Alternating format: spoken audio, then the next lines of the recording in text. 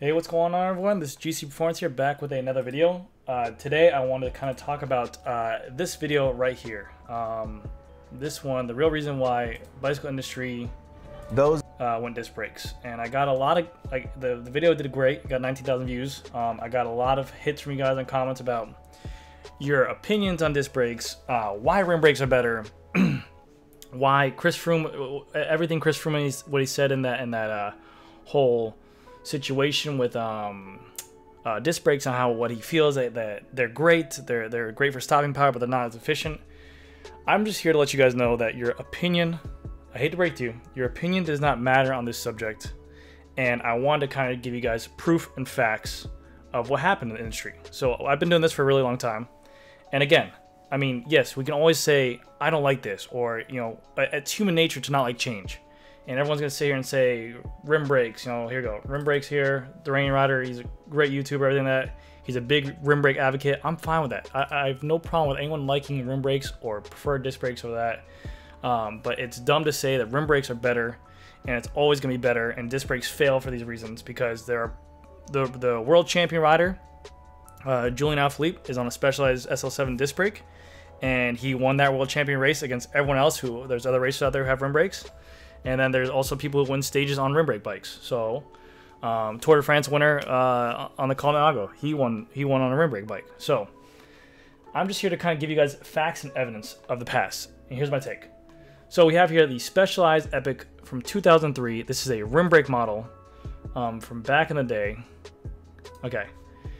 At this time, I remember when customers are coming up to us and saying at the store, there is no way I think Specialized came out with this bike in 2003, and they gave this option, a rim brake model and also a disc brake model. And customers were so overthrown because they're so used to this V-brake situation with the rim brakes right here. They're like, there's no way I'm going to disc brakes on mountain bike. That's the stupidest thing ever. I'm only going to be riding this for the longest time. So Specialized made this in a rim brake version and disc brake version. And then after, I think, a year or two, they kind of started phasing out and just only make disc brake version. So it forced the consumer to go into a disc brake model. But it's just better. And now what is everyone saying now in the situation? Disc brakes are for dirt. Disc brakes are the way to go for mountain biking. I mean, but there's a time where every single bicycle company out there was only riding rim brakes for mountain bikes. But what happened? They first put them out there. I'm sure they didn't have a good start right away. Maybe there's some rubbing. Maybe there's some issues. But it only got better. And there's obviously those enthusiasts who always hate the disc brakes, but as they go on, things get better. They see their buddies riding disc brakes. They want better stopping power. Maybe they can go into corners a little bit faster and have a little bit better advantage of that. So it came into the disc brake bike that we all know now by the Specialized Epic. So this is like a 2003 Specialized Epic Pro. I think I got a 2003 Specialized Epic Marathon right here with disc brakes on there. And people were appalled by this. I can't even imagine how many, I can't even continue to tell you how many customers hated the fact that there was disc brakes on a mountain bike. But they got over it. Then chime in the 26 bike, Stump Jumper. All mountain bikes used to be 26 inch. Once they brought in, I had so many customers tell me there's no way that they're going to be riding a 27.5 mountain bike or a 29 inch mountain bike. Like 29 inch mountain bikes back in the day, when they first got released, everyone was saying, that thing is like a bus, it's like a limo, there's no way to it. Obviously the dirt jumpers hated it. Obviously the downhillers hated it. Obviously anyone who did any kind of mountain biking, they were just so used to 26ers, and it's okay to not like something at first. I mean, it's, like I said, it's human nature not to like change. But if you go into it with more of an open mindset, like, okay, this might benefit me. I know it's hard, but you know, the first 29 inch mountain bike, when it first came out, it made cross country faster. Again, stump jumpers took a little bit longer. The bigger travel bikes took a little bit longer. But I had my buddy who worked with me. He had a 26 mountain bike for the longest time. He did not get rid of it for like 3 or 4 years after the 29ers came out, until he was almost forced to, because, you know, he wanted to upgrade some of his parts or get nicer forks. But the companies only started making nicer forks. Yes, they still sold 26-inch forks that he can get, but it wasn't nicer stuff. So he was limited on what he wanted, and he finally made the plunge to go to 27.5. But again, like I said, it was not his choice. It was his opinion that he felt that 26 inch was the only way to ride a bike, and that he would never go to that. They even made this 27.5, the 27.5 era happen, or the fat tire bikes. I don't know if you guys remember the fat tire bikes. I'm sure you guys still do. There's enthusiasts. There's always going to be companies out there that will still make rim brake road bikes. They'll still make 26-inch mountain bikes. They'll still make, you know, all the fat tire bikes, but they're not going to be the major corporations. They're going to be more of those enthusiast companies. Like the 20s, I think when 27.5 came out, I think every single company had a 27.5. Scott did a Scott Spark 27.5 cross-country bike, which made no sense at all. It was a full-on race bike with 27.5 wheels. Then they also made a full-on race bike with 29-inch wheels. And everyone's thinking, well, what the hell's the point of that? You're obviously going to be beat by the 29-inch wheels just by pure wheel size. So again, the industry changed. People were not happy about it, and I think the fat tires lasted for a little bit, but then they kind of dwindled out. And same with 27.5. I don't think the Specialized has a 27.5 enduro. They don't have a 27.5 stump jumper, I believe. I have to double check. No, they don't. They don't have a 27.5 stump jumper either, because of the fact that they just went with 29er, and you know, it just seemed to be better. And the people who like the smaller wheel first, they didn't like the idea of a bigger wheel in the air, and it got blown around. So again, the industry changed. People did not like it. They had their opinions and said 26 for life, 27 for life, but then they had to be into that. And like I said, you could find companies that still make them. Those enthusiast companies, Chromag, stuff like that. But yes. Then we go into hydraulic braking, and this was the. Now I did this video, like I said, here, and I said the real reason why the bicycle industry went disc brakes was my thing was for innovation, to make these fully integrated bikes, to make these fully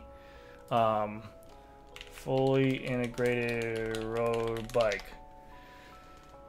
To make these fully integrated road bikes, the way they have to innovate it is that if you have a bike with a a rim brake on here or a mechanical cable with all this bending in here, there will obviously be a kink. So everyone say, why not just do road bike with rim, the hydraulic rim brake on here?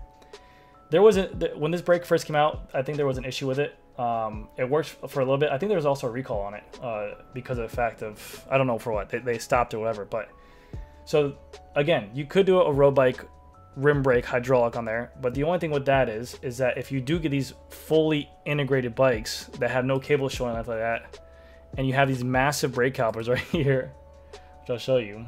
I mean, imagine getting like all the works, everything's fully integrated inside there, and then you just have these ugly brake calipers sitting on the front right here and the back right there. I mean, you're gonna be like, why am I paying for this?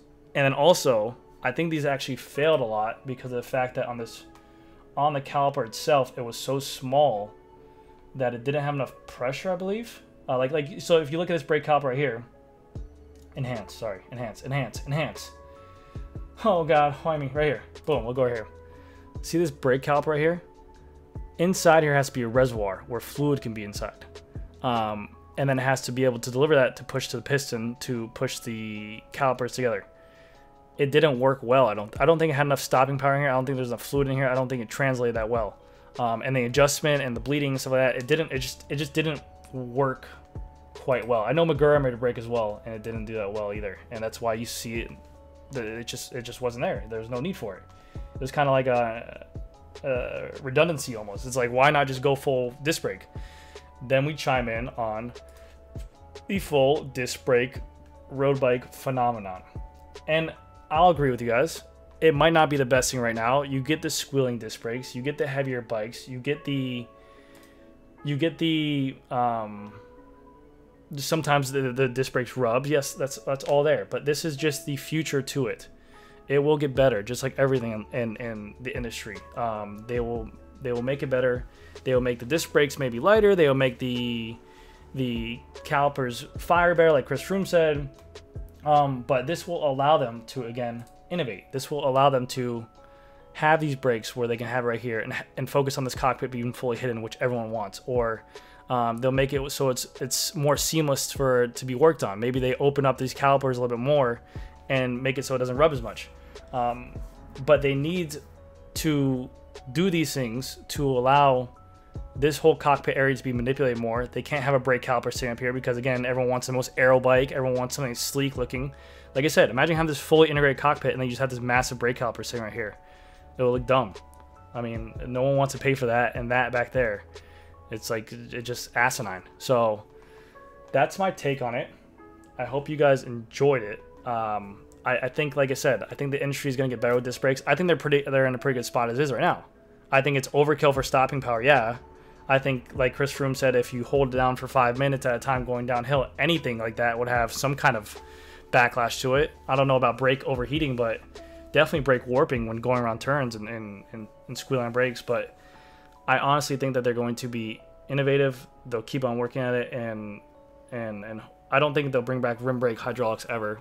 But I just think that keep with it. Bear in mind, I mean, yeah, I can't change anyone's mind. If you want to ride rim brakes, that's fine, but you don't need to have this general consensus saying that that person's riding disc brakes. That's stupid. My way's better. People will like these bikes. They like the look of them. That's fine. If you like the look of your rim brakes, or you like the practicality of having a rim brake bike, go for it. But sometimes people want to buy this bike with disc brakes on there that's fully innovative, and they just don't like the look of cables. Then they need to be able to take the disc brakes with it. So. But yeah, that was my whole video on it. And again, hopefully you guys enjoyed. I'm sorry to be so harsh about your opinion, doesn't matter, but they really are going to be building these bikes to make it better for these companies to push push it forward. And you know, everyone has always had their opinion about these situations on these bikes. So it's not just like the first situation of like, hey, these disc brakes are dumb. It's happened in the past with mountain bikes. So keep that in consideration. And I hope you guys enjoyed, and I'll see you guys in the next video. Bye.